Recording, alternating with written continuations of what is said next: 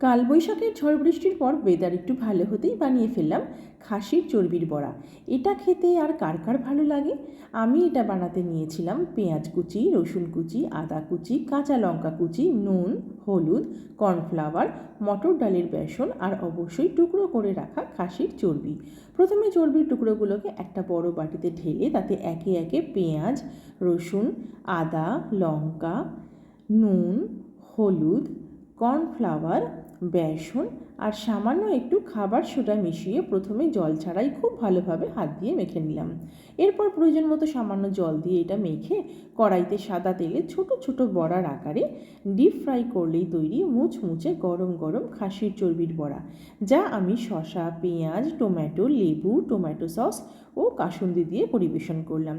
Recipe এবং video ভালো লেগে থাকলে লাইক, কমেন্ট, শেয়ার করলে ভীষণ ভালো লাগবে।